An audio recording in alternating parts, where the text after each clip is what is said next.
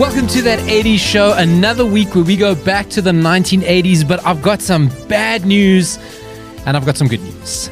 The bad news is some may say the better part of That 80s Show is not here with me today, but I went through my little black book of 80s contacts. Who is an able co-host? And I didn't find it. It found me. Ladies and gentlemen, on the 80s Show today, That 80s Show today is the chart savant, the celeb savant, but I just call him Barret. Hello, Barret. How are you doing? Hello, Paulo. Can you? So great to have you back on the show. Yeah, Dori is not well. She got there's a lot of horrible things going around in Joburg right now. I don't know if you noticed, Barret. Lots of people sick. Yeah, I got a touch of it, like just a slight touch, and I recognized it was coming. So I just rested a couple of days, and now I'm my bouncy self. So there we go. You see, that's the key. Bouncy Barret, take some rest. That's because we push ourselves. And it's nasty because it's a little bit of the nose, a little bit of the throat, a little bit of the tummy. It's a mess. Literally a mess. It's a mess if you don't take a rest. So that's Barret has taken a rest. Barret, you have been doing, we're going to catch up later on all the things you've been doing, right? But this guy has been blowing up on TikTok this week, okay? Because you interviewed freaking Kevin Hart last week. Well, I was invited to the press conference. He's in South Africa at the moment for his live shows and a whole bunch of things. Is he still here or has he left already? I think he's still here. I saw that he's busy dancing up and partying up with Trevor Noah. I think they're good friends. So they were busy doing things. So I think he's having lots of meetings and all sorts of things. So I think he'll be leaving this week, but I was invited to the press conference, which I was very excited about. And we got into the room. There was only about 25 of us, and we had 15 minutes, and I was like one of 6 or 7 journalists who asked questions. The others just sat there quiet. I'm like, why are these people not asking questions? So I cut out clips from that press conference and posted a few of them on the various platforms. And since all of a sudden yesterday, like 4 or 5 days later, it started blowing up and it's going like over 50,000, is now sitting at like 61,000 the one video views on TikTok, and it's helping the other videos all around it. And I'm getting quite a number of followers more. So, yay, thank you, Kevin. And your other videos are a freaking treat. I gotta tell you. What's your handle? Your handle on everything is Celeb Savant, right? Yeah, at Celeb Savant, correct. Now listen. On Facebook, TikTok, and Instagram. Yeah, and listen, we've got a very intelligent audience. Very, very intelligent, but Savant, S-A-V-A-N-T. Yes, that's correct. Just in case. We've got a worldwide audience, right? Yes. Yeah, some of your videos are absolutely wild. We'll catch up on a lot of your interviews coming later. But one interview, right, that you and I did together, I mean, my highlight, Barret supplied me with one of the highlights of my life. You know when they say never meet your heroes or never meet somebody that you love? And Barret arranged this for me, okay? And I did not expect him to pop up where he popped up, Barret. We're going to post this up, That 80 Show SA, Facebook page. Super Bowl. There's people watch Super Bowl, Barret. I'm sure you're like me. I don't watch Super Bowl for the football, right? No. I don't watch any of it. Don't you watch for halftime show? Nah, only if it's an artist I like. Yeah, it's too much hype for me. This year was Rihanna, but of course a lot of people watch Super Bowl for the ads. I mean, it's the most expensive ad inventory in the world. All the big brands go mad to have Super Bowl ads. All the big movies, their trailers come out the Super Bowl. Uber One. I don't know what Uber One is. Uber One is a membership. Okay, so Uber One is a membership that saves you on Uber and Uber Eats, right? So, okay, that sounds great. They had an ad out, right, featuring Sean P. Diddy Combs, right? And in it, he's part of Combs Global, and they're now pitching to him the one-hit wonders to promote Uber One, right? So It's in a boardroom, mahogany. P. Diddy's looking not like P. Diddy. I was like, that's not him. Okay, of course, age, right? Looks a bit older than the P. Diddy we have in our minds. So I'm clicking play and you're clicking play. One hit for Uber One. No, that sounds like a jingle to me. Diddy don't do jingles. We're talking about a hit song. Want a hit? Uber One can save you on rides and eats. Yeah, it's kinda sweet. That's cool. So that's the first guy. Is it Montel Jordan? Montel Jordan? Montel Jordan, yes. Montel Jordan. This is how we do it. Huge one-hit wonder. Okay? I like that song. Great. Right. Yeah. Let's move on. Now, in this, you'll watch it on our Facebook page, that 80 Show SA Facebook page. They're in a recording studio now. Now, Diddy's signing contract. He's being Diddy. He's doing all the Diddy things. So they're trying to find the one-hit wonder. Next one-hit wonder who pops up. What else we got? Uber One saves you forever. Rides and eats, save on whatever. Okay, Donna. What's her name? Donna? I remember that song. Always and Forever One. It was huge in the 90s. Remember that song? Donna Lewis. Donna Lewis. Huge in the 90s. Yes. She's the next one, right? We move on. Your milkshakes cost way less than before. This membership is better. Hey, yo, you like milkshakes? How does So that's, is it Milkshakes Bring All the Boys to the Yard? Who's the artist? Khalees? No, it wasn't. Kellis. It was, hey, yeah. Yeah. Next up is the What Did the Fox Say guys. Fox? Oh, yes. I can't remember who sings that song, though. The Fox guys, right? Yeah. But interesting enough, Kellis is not a one-hit wonder. She had lots of hits. So, yeah. So now we're halfway through the video, right? Yeah. The What Did the Fox Say guys, they weren't actually musicians. They were ad guys, apparently. And then they did the song as a bit of a joke and it became a thing, became a one-hit wonder. Yeah. Barret, your friend and mine, look who interrupts their recording session. Don't do that. Diddy, dette gidder jeg ikke mer. Captain Uber One. Oh, look who's saves there. me. Saves me way more. Yes. Our friend Hathaway. Our good friend Hathaway in the new Uber One ad. By the way, What Is Love shooting up all the streaming charts in the past 2 weeks. Oh, wow. That's so cool. Oh, that's so cool for our good friend Barret. I feel, now listen, if you want to listen, it's probably about a year ago, this March. Go back in our stream. We'll actually post the link to it. Barret and I met Hathaway. Now, we do a lot of interviews. Barret does a lot of interviews, and normally they're not in person. Hathaway came into town. Barret was like, I'm onto it. We got to get him. Got him into studio with us. We booked an hour.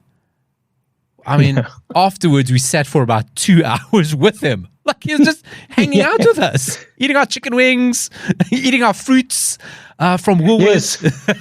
Yes. And oh boy, did he tell us some stories that if we recorded that, if that was the podcast, we would be both famous and in court constantly because a lot of wild shit was said. But I was super happy to see him. Great guy. Loved him. What an awesome dude. What a awesome. Oh, that's so cool. I'm so happy about that. I didn't know about it, so thank you for sharing. Yeah, that's what we do on that 80s show and that 90s show. You know, we know that whenever we do 90s content, we do get a lot of hits. Our most popular show ever was when we diverted and did that 90s show. Did you know that? Oh, no, I did not know that. That 90s show and our interview with Hathaway. People love the 90s. I think it's time to pivot. We've got to pivot. So, one thing we do on that 80s show is we do movie recommendations. I got a little bit of a different twist. Barrett's got a movie for us. But Barret, I found a picker on BuzzFeed. Which iconic 80s movie should you watch tonight based on your 80s song choices? So every week we give you viewing recommendations. Hey, maybe you should watch some 80s stuff, right? And we give you a recommendation, maybe go watch it. Last week was Top Gun Maverick. Barret, I'm sure, has got a great movie for us. But this goes, it's from BuzzFeed again, that 80 Show SA Facebook page. Barret, you're going to do this for me. We're going to pick 80 songs, right? And it's going to generate a movie for us to watch. Okay? Okay. So I must choose a song. I'm going to give them to you. You just tell me, right? So firstly, from these 6 songs, Fame by Irene Cara, right? Yes. Call Me by Blondie. Yes. Another one, Bites the Dust by Queen. All Out of Love by Air Supply. Another great interview we did. All Out of Love by Air Supply. Yeah. Rock With You by Michael Jackson and On the Radio by Donna Summer. Which of those is your first pick? I'm going to go with the Air Supply song for the simple fact that was the first interview that I ever did or ever organized as a whole in my interview career. So I'm going to go with Air Supply as a tribute to that. Fantastic. Start with them. Right. Next group of songs. Under Pressure by Queen and David Bowie. Celebration by Kool and the Gang. The Winner Takes It All by ABBA. 9 to 5 by Dolly Parton. Start Me Up by the Rolling Stones. And Who's Crying Now by Journey. ABBA. The Winner Takes It All. Not surprised. Okay. Next up, Private Eyes by Hall. This feels like one of those things you used to do in school when you made the little thing with the paper and you flicked and it was like... Yes. Okay, I know exactly what you're talking about. Okay. So next up, Private Eyes by Hall & Oates, Eye of the Tiger by Survivor, Tainted Love by Soft Cell, Hard to Say I'm Sorry by Chicago, Don't Stop Believin' by Journey, and I Love Rock and Roll by Joan Jett and the Blackhearts. What was the first one? Private Eyes. Private Eyes. That one. Private Eyes, Hall & Oates. Yes. Next, Beat It by Michael Jackson, Hungry Like the Wolf by Duran Duran, Let's Dance, David Bowie, Every Breath You Take by The Police, Africa by Toto, and Goody Two Shoes by Adam Ant. I don't know that one. Well, probably need to hear it. Police, Every Breath You Take. Police, can't wait for your Sting story later. All right, we're getting to the end of this. This was longer. It seems longer today than yesterday when I did it. Okay. You know what? I'm going to start cutting down the songs to just 4 choices. Right. Okay. Dancing in the Dark by Bruce Springsteen, Wake Me Up Before You Go by Wham, Footloose by Kenny Loggins, and I Just Called to Say I Love You by Stevie Wonder. Ooh, this is a hard one. It's tough. I know you're going to give me a scornful eye, but I'm going to go with Footloose. All right, Footloose. Ooh, I had a dream this week that Stevie Wonder died. Let's see. Right. Like a Virgin by Madonna, Take On Me by Aha, The Power of Love by Huey Lewis and the News, and We Are the World by USA for Africa. Huey Lewis in the News. Got to be Huey Lewis in the News. What we're doing now is we're picking 80 songs, right, that's going to help generate which 80s movie we should watch. Huge 80 songs. True Colors by Cyndi Lauper, These Dreams by Heart, Dancing on the Ceiling by Lionel Richie, and Greatest Love of All, Whitney Houston. Cyndi Lauper. Cyndi Lauper, of course. With or Without You, U2, Lean on Me by Club Nouveau, Living on a Prayer by Bon Jovi, and Nothing's Gonna Stop Us Now, Starship. Lean on Me. Fast Car by Tracy Chapman, Never Gonna Give You Up, Rick Astley, Wild Wild West by Escape Club, and Man in the Mirror, Michael Jackson. Oh, Rick Astley. Phenomenal songs here, by the way. Wild Wild West by the Escape Club. I have not thought of that song in ages. And finally, We Didn't Start the Fire by Billy Joel. If I Could Turn Back Time by Cher. I think I know which one you're going for. Wind Beneath My Wings by Bette Midler.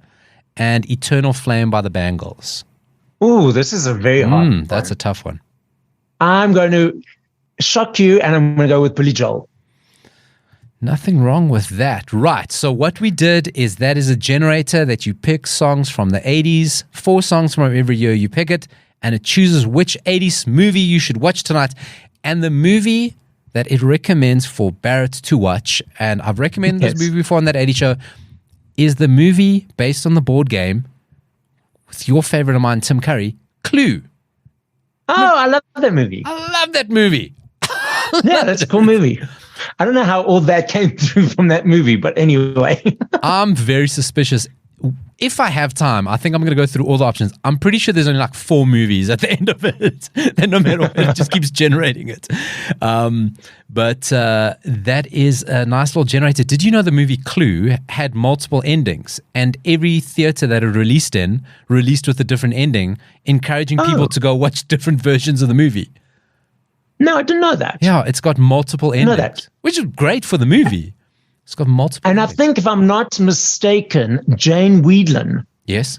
from the Go-Go's and solo Rush Hour hit and that album, couple of albums, success albums she had, she's in that movie as well. All the factoids on that 80s show. You think Dori's not here? We're not going to have factoids. No. Not only will we have factoids, they'll be the truth. Because Dori and I like a fib. We like to make stuff up. So Barret, listen, you said you got a movie for us. Let's get into it. Yes. You can BuzzFeed says we must watch Clue. Barrett's got something else. So I'm glad you mentioned that 90s show because it's on the cusp and I was a bit worried. And I prepped this before when I was going to be on the show, but somehow we didn't do movies at that time. So I still had all the details. I love a natural disaster, boat disaster, plane disaster type movie, especially if it's based on reality. And this is a movie that has quite a great cast. I'm going to list it. Connie Sellecca from Hotel fame. Oh my God. Wayne Rogers, Anna Alicia, she was in Falcon's Crest, Patty Toy, Nancy Kwan, James Cromwell, Jay Thomas, a young Will Eastus as a child. I'm not going to go, Jack Murdoch, Matt McCoy, who was in quite a number of things in the 80s. So it's actually based off of a true event that happened in 1988. It's called Miracle Landing, or also known as Panic in the Open Sky. It was released in 1990. The full version of it is on YouTube. I remember watching it and being on VHS. It was recorded. I need to watch it again on YouTube because I loved it so much. So it's an American made-for-television drama film based on an in-flight accident aboard Aloha American Airlines Flight 243 that occurred in April 1988. The Boeing 737-200 was flying from Hilo, Hawaii to Honolulu, Hawaii, when it experienced rapid decompression when a section of the fuselage was torn away. With one flight attendant blown from the cabin to her death and 65 others injured, the aircraft was able to make a successful emergency landing at Kailua Airport on Maui. So this movie has the various characters playing the different true people and how the story unfolded. So basically, the aeroplane took off, and Will Estes is the young boy traveling with his mother, calls a flight attendant and asks her about the crack in the ceiling. I've seen this movie. Yes. At the moment, chaos breaks loose, and the entire front and top half section of the airliner, apart from the cockpit and cargo hold, blows off in a clean separation. So it's a whole story about how they land, how they survive, except that one air hostess. And yeah, it was very dramatic and very lots of flying hair and lots of things happening. And I remember watching it, having an impact on me. And this is my movie. Oh, it's so, Barret, I do remember this when you said, and I've just gone to look at the trailer now. When you said it, I distinctly remember the ceiling cracking, right?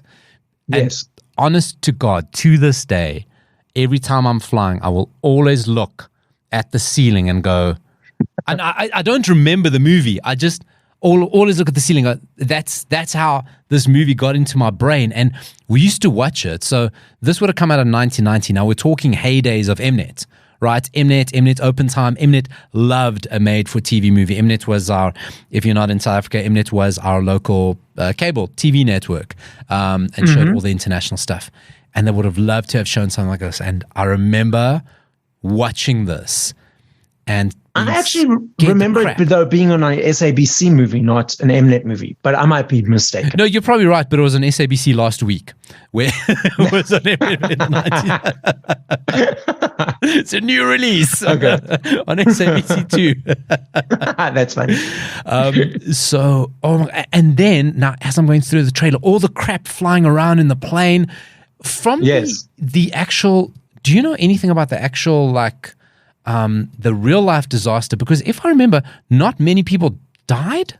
No. So there was only one air hostess that was blown away. Yes, she got sucked out. Yes. Everyone else, there were 65 people. It says here 65 others injured. But I mean, injured could be like arms broken and arms off or whatever, because things really went chaotic in there. But no one else passed away except that one air hostess.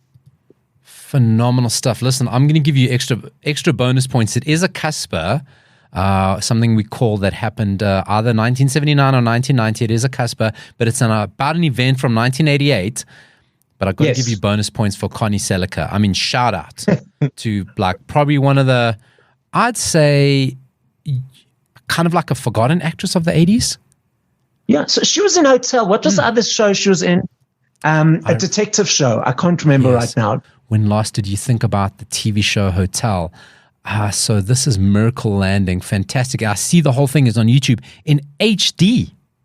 High quality, not even 1980s original quality. We're going to put the link up on that 80 Show SA Facebook page. How much do you love natural disasters, Barret? Well, I've got a weird fascination around them. Like, I hate watching the news, like generally around anything, but when it's around a natural disaster, like I'm a sucker for them. Like tsunamis, earthquakes, not really volcanoes, but like tsunami, earthquake type things. Those things, like I've got a really for me, it's like, it doesn't matter who you are, what your label is, it's going to get you, and where you are and what you're doing. So that's my whole thing around it. And yeah, I have weird fascination. And I often have dreams about tsunamis and like earthquakes and stuff like that. Really? So, because so you obviously been watching what's been happening in Turkey with interest, or is that too close? Like, is that? No, I've been watching it. I haven't really been watching it as much as I did the tsunamis at those times. So we watched the movie with another lovely 80s person, Kylie Minogue, is at a brief appearance in the movie San Andreas with The Rock. Yes. Which is about we watched that a couple of weeks ago, and we were watching like the buildings collapsing. And I remember I was watching it with my mother, and she says, just imagine that could never happen. But then look what happened now with Turkey, with just one building after the next collapsing. It's like, hello, yes, it can. Yeah, that's a true story. And like you say, it doesn't matter who you are, because Barret is a big believer in we all use the same toilet paper. Or we all use toilet paper, not the same. That's friggin' disgusting. But yes. All right, well, Barret, listen. Miracle Landing, Connie Sellecca, I'm all about that. So maybe give that a watch. I'm going to do something a little bit different on my movie recommendations because it's in the news.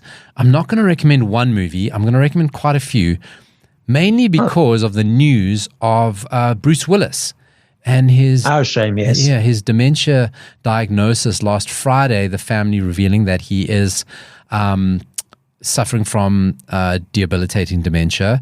And he has previously retired from public life because of another condition linked to it. But it's now, I don't know whether he had the dementia before, it's evolved into it. I'm not an expert on it.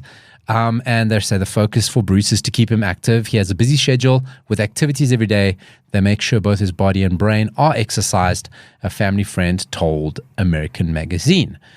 Nice How old is he now? So Bruce Willis is, I'll give it to you right now, he's not that old. I think he's still in his 50s. Let me get this for you. I don't think he's that old. He was born in 1955. Okay, so that's why. So that's 67. 67. Yeah. Yeah. Okay, so that's why I thought he was 55. I saw that born in 1955. Oh, okay. Still, very young. Like, listen, when something like things like this happen to a guy like Bruce Willis, like the ultimate tough guy, it's quite surprising, and especially because you think like celebrities got the best doctors and everything, that human diseases shouldn't happen to them. But like you quite rightly say, we're all the same. Skin and bones. Fun fact, he was born in Germany. I don't know that, Bruce Willis. It's amazing stuff. His father was an American soldier. Of course, Thomas Anders of Modern Talking, definitely born in Germany. David Hasselhoff, not born in Germany, but huge in Germany. Yes. As an aside. So shame. Bruce Willis, we probably will not see him in public again. Definitely not in any movies. So I want to go back to the 80s and talk about some of his big 80s movies that maybe are worth a second watch, right? So, or first watch for me. Maybe first watch, right? So, of course, Bruce Willis in the 80s was in another great TV show with Sybil Shepherd. It was Moonlighting. Yes. I've never watched that. Oh, I loved that show. I loved it. I loved Bruce Willis. Like, he was kind of nobody then, but you're like, wow, this guy's super charismatic. He's quite smart, charming and smarmy and all those things. Loved him. And then he starts going into movies. His first real big starring role, he's in a couple of movies before, uncredited, was a movie spoken about on the show, a movie called Blind Date with Kim Basinger, where Bruce Willis is set up on a blind date with his friend's cousin. And guess what happens on this blind date? They fall in love. Eventually. But before that, there's lots of shenanigans.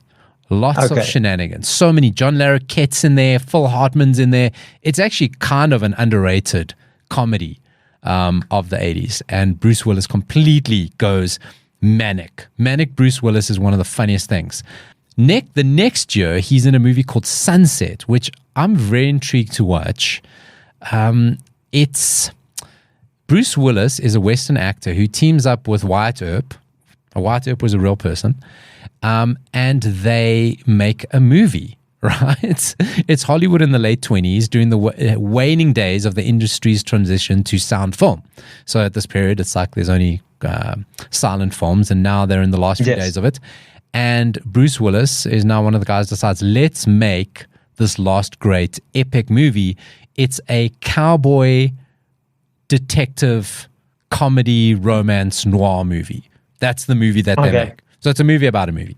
It's called Sunset. Bad reviews, very bad reviews, because they say they're not sure what the movie's supposed to be. Like, it's supposed to be a comedy.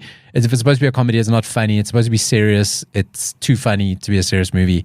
A bit of a dud. Of course. For me, I say cowboy movies. I don't know. I just find them so boring. Right. But I cannot stand a Western. I cannot stand a Western. It irritates the shit out of me. Westerns and law dramas, courtroom dramas. For me, it's like, it depends on the courtroom. If there's like a thriller angle, like psychological thriller element attached to it, then I can be like scared. But if the whole thing's just the courtroom, that's boring. But a courtroom and also war movies, I'm dependent on the war. Depends which war. Yeah. So I agree with you. Yeah. World War II, I can watch.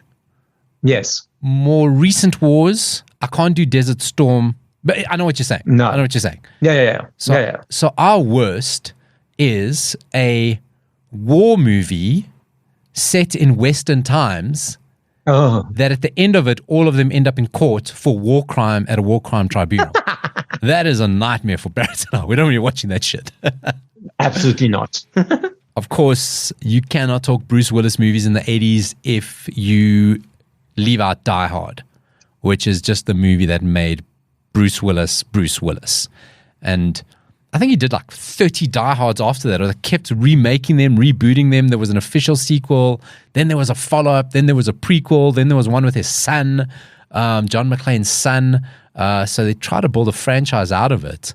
There was a film series out of it, but I mean, one of the iconic 80s movies, top 10 80s movies, Die Hard.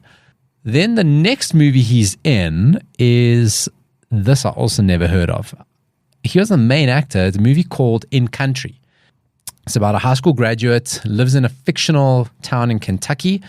Her uncle Emmett Smith is a laid-back Vietnam veteran, and that's Bruce Willis. Will you watch a Vietnam movie?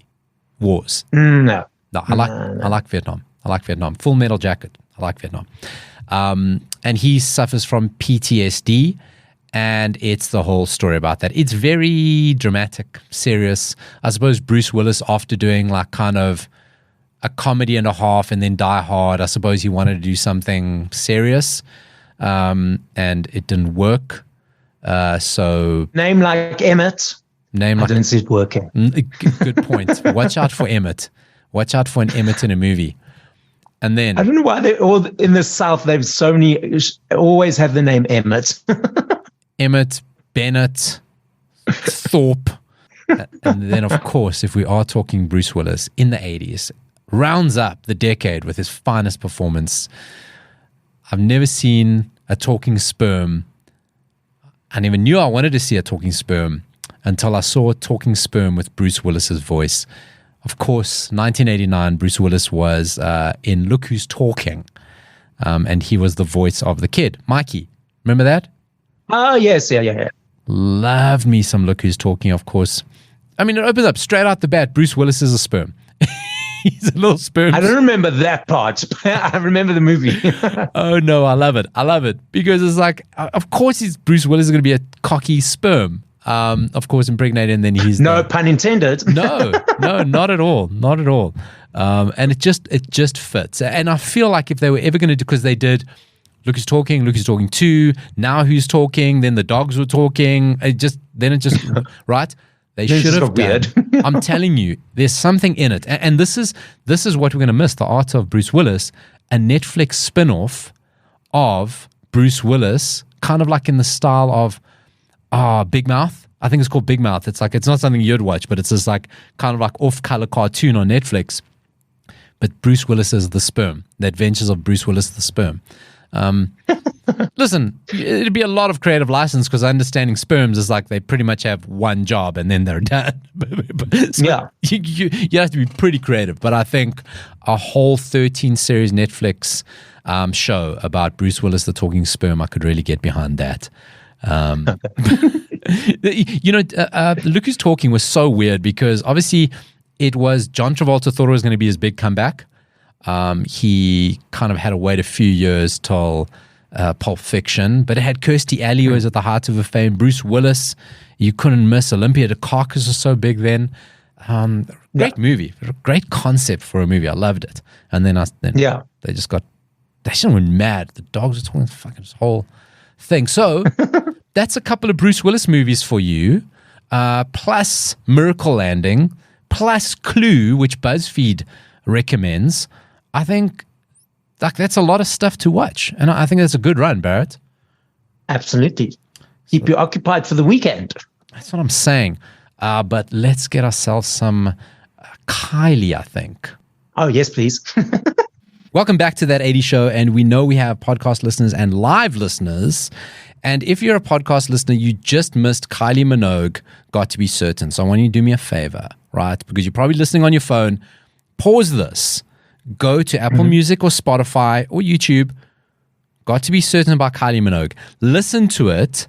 When it's done, come back, and then you'll understand why Barret is in such a good mood. Yes, and also dance around the room a little bit. Dance around the room while you're doing. You can't listen to Kylie sitting down. Of course not. You got to dance. You got to dance to Kylie, and now you'll understand why Barret is bouncing off the walls. So, he started out on the show life as the chart savant. He knows all the charts. This guy loves the charts, right? Even today's charts, and today's music sucks, but he loves them. He's all over them. All of it. Yeah. Okay? He's committed now. He's committed. He goes, listen, I know it's crap, but I'm going to carry on going. Then he starts, his favorite word, reaching out. Starts reaching out to some celebrities, 80s artists in particular, for interviews for That 80 Show, and gets them.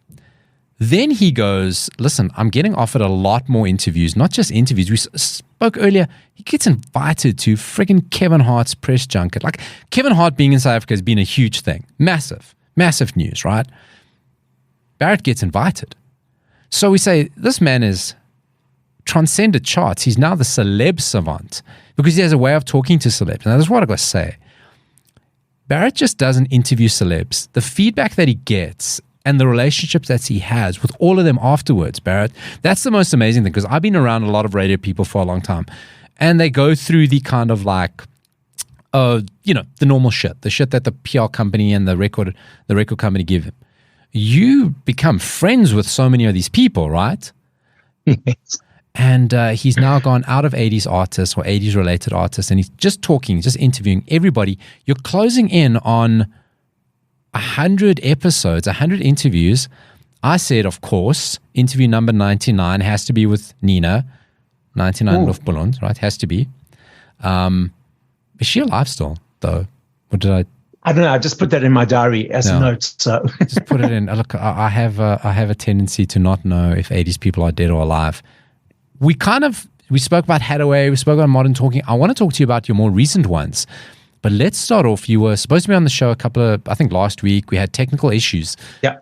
You met a famous son of a famous 80s person. Yes. So before we get there, so as part of the 80s show, I've done 30 interviews, some with you and some with Dori as Celeb Savant. Now the 50th interview has come out, and I've already recorded the next 18. So thank you for that, for the close to 100. So we're getting there. Yes. And I just wanted to thank you guys for allowing me the platform and the springboard and allowing me to go crazy with all of this, as I do go crazy with things. But yeah, so I was doing some music work with just some background history with part-time work with Trish, who's in America, and Will and James, who's in London. I was the South African representative of this sort of sync work that they were doing. It didn't really pan out because so many companies are doing sync. If the listeners do not know what sync is, it's basically putting music into television, into adverts, into movies. Anywho, I stayed in contact. So just by the way, sorry, just on that, we spoke about it a few weeks ago on that Eddie show about the guy who's in charge of, I think he's at Netflix, putting 80s songs into the shows on Netflix and picking them. And Dori and I were talking about what a fantastic job. That's somebody's job, to pick songs from the 80s and put them in Netflix shows. That's phenomenal stuff. It's not as easy as that. There's many other people and many contracts and negotiations and prices that come with it. So it's not like, oh, I'm going to put this song in this thing and then boom, it's there. There's a lot of, there's the artist management, representation, the artists, if they wanted to be in there. There's a whole bunch of things before lands. So I was doing that for the company is called What You Sync. So in any case, Trish is in LA, and she's worked with Michael Jackson. She launched Britney Spears, Backstreet Boys, NSYNC, all these people. And I've stayed in contact with her. She's one of my WhatsApp friends. And I sent to the group, I said, hey, I was looking for, asking if they had anyone, on their shortlist that I could lock in for an interview. So she got back to me and she said, hey, she's friends with Joe Sumner, who's Sting's son, manager. I'm keen to interview him. I'm like, hell yes, let's do it. So we were backwards and forwards with times and upwards and downwards, trying to organize a time. And I did not receive media accreditation for this concert because how it works is it's on a rotation basis. So you put your application through, and not every person gets accreditation to every concert. So I didn't get for Sting's concert, but eventually what happened was, the concert was supposed to be on Sting and Joe, who was opening for Sting. Their concert was on a Saturday evening and Sunday evening a couple of weeks back. And I was supposed to interview Joe Sunday lunchtime at 12 o'clock. His manager emailed me Sunday morning saying, no, he can't do this. Can you do it at 5 o'clock? So I was like, cool, happy days. So we get onto the Zoom link and I do my usual, hey, what's up? What's happening? How you doing? And I just told him, listen, I would have loved to come to the concert, but unfortunately I didn't get accreditation for this one. And I explained the process here in South Africa. He said, don't worry, I've put you on the list. So I was like, oh, okay, cool. So we finished the interview. I raced through to the venue in Pretoria, which is about, for the overseas listeners, about 30-minute drive from where I stay. And he met me at the stage. He took me to his dressing room and he said, oh, do you want something to drink? And I was like, okay, cool. And we chatted a bit, had a couple of photos. And then I watched him as an opening act, where the media sits. So there's normally the fence and then the front row people. I was in front of the fence, but then the security people got all wobbly and having a fanny wobble because he didn't do it according to protocols and speak to that person, speak to that person. So then after he had finished his opening act, he said, do you mind coming through and watching from this side? And I was like, okay, I just followed him. And I was with the sound guys, the 3 sound guys. They sounded American, British, wherever they were from. I was hanging out with them watching Sting from the side of the stage. So that was like, hell yes, drop the mic. Thank you. So let's just recap here. All right. So Barret doesn't get media accreditation through the formal channels. Then you do get media accreditation, or you do get invited anyway. But it's not to go sit in the pit with the rest of the journos, right? It's to come watch backstage. That's where we are at this point in the story. You're going through it quite casually, right? And I've heard this story, but I'm going, Barret, this is very, very cool so far. It can't get better than this, surely. No, and what was so lovely is that Joe kept coming up the whole time and asking me if I was okay. Is everything okay? Are you doing okay? So I'm like, yeah, he was very hospitable and very lovely. He seems to have ghosted me a bit now, but that's okay. I had a great experience. We were text friends for a bit, but now he's like sort of disappeared in his travels, which is okay. I appreciate the time and energy in the moment that he gave me, which was absolutely beautiful. So I always say thank you to Joe. And I'm putting it out there that we'll meet again and we'll hang out some more. And this is like a legitimate son of Sting. I mean, this is not just some guy. This is Sting's son. Like you check on Wikipedia, this is definitely Sting's son. I mean, that's phenomenal. That's listen, if you can't get to Sting, get to his son. Some may say better. So that's. I did ask Joe if I could meet Sting at the concert, and unfortunately, there wasn't time. As he off the stage, they dashed to the van. So, but it's okay. I saw Sting. I met Joe. Had a hangout with Joe, and just had a lovely time. You watched Sting, and you shared some videos with us. You watched Sting. I mean, come on. How you were like what, a couple of meters from him? Are we talking like 5 meters, maybe? Yeah, something like that. And I was hanging out with these sound people, and I kept asking them, like, "Listen, tell me if I'm in the way." They kept saying, "No, we'll go around you." I was like, "Okay." They knew you're the Celeb Savant, so that's amazing. I'm just gonna talk about the ones I know of, some that you've done and you haven't released. I'm just gonna talk about some as I'm gonna go through the list that have popped up. Kevin Sim from Wet Wet Wet. We love Wet Wet Wet. The one I was super interested because I was sitting in the room next to you, Sophie Ellis Baxter. My God, she is beautiful. Yes. Oh, those eyes. Yeah. That was such a cool interview. And what's cool is now another interview that I did. I met this guy at the Johnny Clegg tribute concert. He's the global editorial director of Mixmag and the founder of SXM Festival. I interviewed him the week before I interviewed Sophie, and he said, he's friends with all of them. So I was like, and he was in South Africa. So now what's cool is he's connected me with Sophie's husband, Richard, who is the lead singer of the band The Feeling. And I'm busy coordinating times with Richard to interview him. So that's pretty cool. I just want to quickly, I think we did have you on when we spoke about Tiffany, but people may have missed it. Yes. Barret met with Tiffany while she was cooking, which I think was apt because she was promoting her new cookbook. I don't think she was cooking. Someone was cooking in the house or kitchen near where she was sitting. So you're saying that maybe she's not the one doing the cooking. That there's okay. I get it. I understand. Okay. So Barret met Tiffany. We spoke about that one. Another one that interested me was Butterfly. Let me try that again. Butterfly Butler from Diggable Planets. I love One Hit Wonder. Two-hit wonder. Yes. Love Diggable Planets. So that was pretty cool. That was they were here for the DSTV festival last year, and it was a cool interview. Then all of a sudden, if you guys are listening overseas, there was load shedding, and then he disappeared. And he was in a hotel that didn't have any generators. So it took him a while to come back on. So I was sitting there waiting for like 10, 15 minutes for him to come back onto the interview. So that was a cool interview as well. I didn't get to meet him in person.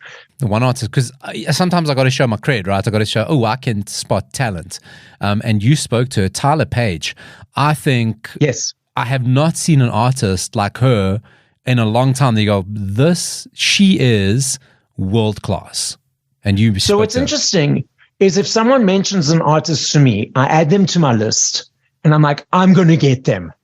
And a friend of the shows and a friend of ours, Ryan, he said, you must get Tyler Page, I'm like, okay, cool. Add it to my list.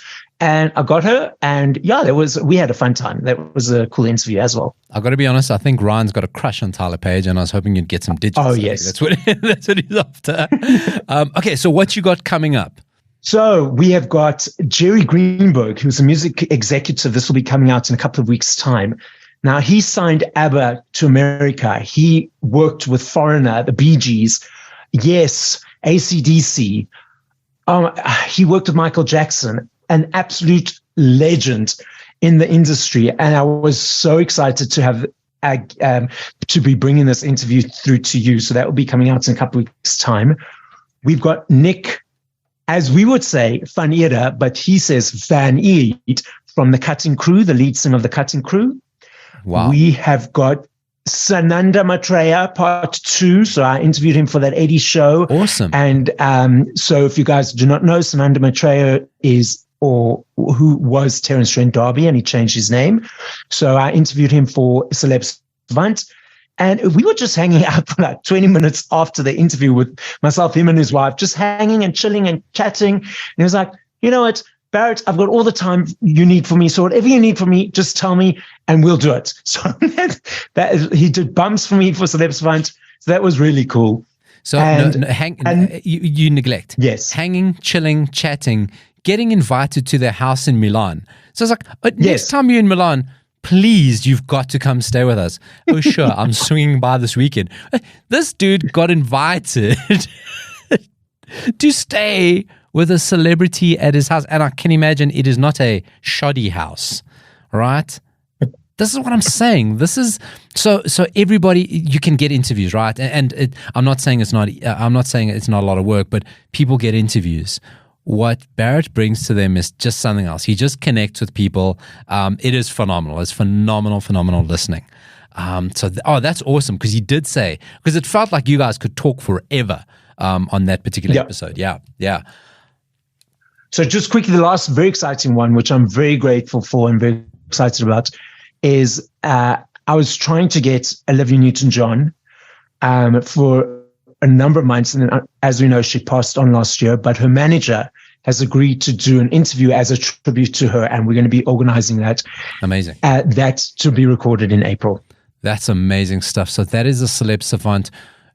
We said earlier, I think you've done really well. You just plug in Celeb Savant, CELEB SAVANT, into Google, and it will bring you the page with the podcast. They are on cliffcentral.com, cliffcentral.com/celeb-savant. On the socials, it is all over. If you cannot find Celeb Savant, you're just not looking. Then you don't know how to use the internet, and you probably live in a tree. And that's all I can really say for you. You've never seen the internet, because this guy does the job well. He's got all the people. He's so connected. And I mean, people you haven't even met there. Ross Learmonth. I never know how to say his surname from Prime Circle. Ross Learmonth. Learmonth, exactly. Yeah. Like Learmonth, exactly that. Yeah. Joe something said. Jay something. Louise Carver. She's always lovely. I have been in an interview with her. She's fantastic. I mean, really. Jason Goliath. Some other names that you may know. Citizen Deep. He was a cool dude. I think I helped you record that one. That was a very cool Yes, dude. That's right. And he's doing quite well. Yeah. So they're all there. Celeb Savant, just go find it, cliffcentral.com, and we will put the link on that 80 Show SA Facebook page so you can go listen. So many cool stuff. 99 for Nina, that's what it's got to be. And 100 has got to be Andrew Ridgeley. That's it. But why 100 for Andrew Ridgeley? I wasn't sure about that. But why not?